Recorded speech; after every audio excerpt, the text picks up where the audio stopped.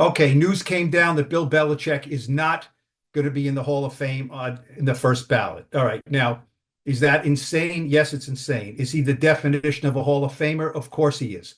I don't need to sit here and read off his credentials. I think anyone with half a brain and has been following the NFL for 2 or 3 decades knows all about Bill Belichick. But for the sake of clarity and being factual, here are his credentials. Okay. 6 Super Bowls, won, first all time. No one else has done that. 9 conference championships, first all time. No one has ever done that. 31 playoff wins, first all time. No one has had that many playoff wins. 302 regular season wins, third all time.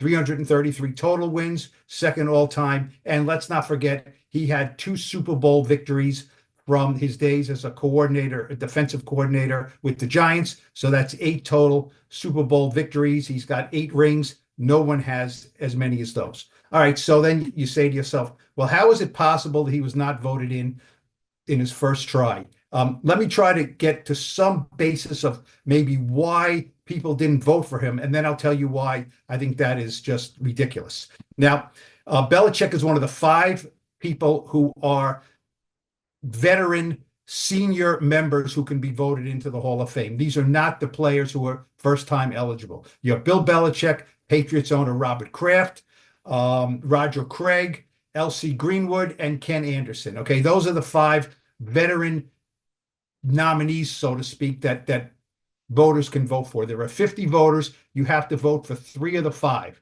3 of the 5 get in, so it's whoever gets the most votes. Now, did some voters say, you know what, Bill Belichick's definitely going to get in, so I have, I'm from Pittsburgh and I want L.C. Greenwood to get in, so I'm going to make sure I vote for him. Or if somebody says, I'm from Cincinnati and I want the great Bengals quarterback Ken Anderson to get in, I'm not going to vote for Belichick because everyone else is going to vote for him. Maybe people thought that way. I think more so this was a situation where people want to hold Spygate and maybe to a lesser extent Deflategate. They want to hold Belichick's feet to the fire. There are reports out there from people who are fairly credible that Bill Polian, the former Bills and Colts executive, Super Bowl winner, certainly with the Colts, kind of told committee members that maybe Bill Belichick should not get in this first time around to punish him for Spygate. Now, I think Spygate was a legitimate thing. It is a blemish on Bill Belichick's record, but I do not equate that to Barry Bonds and Roger Clemens and steroids. Okay, I do not, but I do think it was a factor, and I think it tarnishes his image to some degree. But I think Bill Belichick is so far and away the greatest, or one of the 2 or 3 handful of greatest in NFL history, that even with a slight tarnish and blemish, he still is an easy, no-brainer Hall of Famer first ballot. So did people get influenced by that? Maybe. I think that Bill Belichick should have gotten in, and on his plaque, on his bust, Spygate should be mentioned on there. That would be his punishment. He did this, he did this, he did this. Great, great, great, great, great, all time, all those stats that I mentioned. And then, oh, by the way, he was convicted of this Spygate offense, and that was a black eye on his resume. And that would be his punishment for doing that on his plaque. If 10 or 11 people actually did not vote for Bill Belichick because of Spygate, I think that is a mistake. I can't tell people how to vote. I think that is really, really egregious. He is so far and away a Hall of Famer. I saw Patrick Mahomes went on social media and said, wrote insane. I don't even understand how this could be possible. So I agree. This is not A-Rod. This is not Roger Clemens. This is not Barry Bonds. This is a great, great coach. He's not the most popular guy. I know with the media, a lot of media members didn't like him. That is bogus if you're not voting for him because he didn't answer your question correctly, or he was kind of a jerk at the podium. He's a Hall of Famer. I know people say, well, without Tom Brady, he didn't win. Okay, well, last time I checked, Tom Brady was a 6th-round pick who he helped develop into a great quarterback, and great coaches need great players. Duh. So once again, Bill Belichick not being voted in his first time on the ballot, I think it's ludicrous. I think it's a black eye for the committee. There's only 50 members, so 10 of them don't vote for him. He doesn't get in.